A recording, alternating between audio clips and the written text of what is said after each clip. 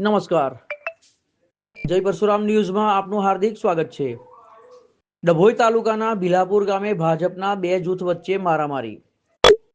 ભીલાપુર ગામે બે જૂથો વચ્ચે મારામારી થતા ભાગદોડ મચી।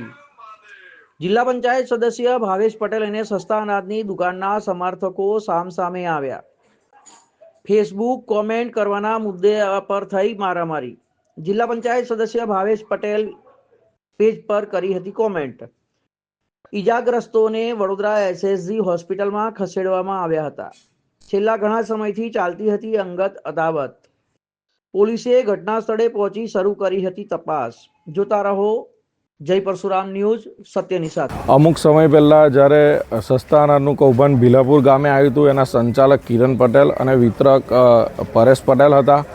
પરેશ પટેલે ગઈકાલે જે કુંઢેલાના મલ્હારપુરા ગામે આયુષ્માન કાર્ડનો કેમ્પ અને મેડિકલ ચેકઅપ કેમ્પ અમે રાખ્યો હતો, જે મીડિયાએ એની નોંધ લીધી હતી।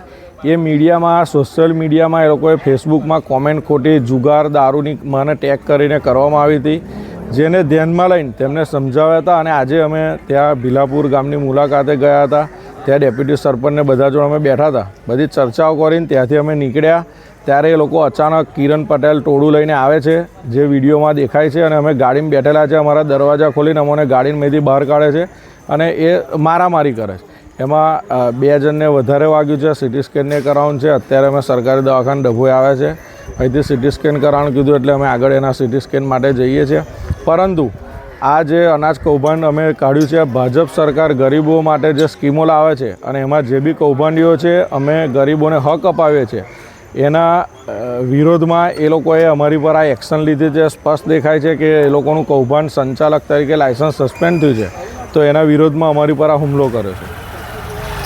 કેટલા લોકોને ઈજાઓ થઈ છે ભાઈ? 2-3 લોકોને ઈજા થઈ છે। એક જણને નાકમાં આખું વધારે વાગ્યું છે ઇન્જરી, અને સિટી સ્કેન કરાવ્યું છે। એક જણને હાથમાં ફ્રેક્ચર છે। એ તમામની અત્યારે અહીંથી સરકારી દવાખાનામાંથી રેફર કર્યા છે, એટલે અમે આગળ એના ટ્રીટમેન્ટ માટે જઈ રહ્યા છીએ।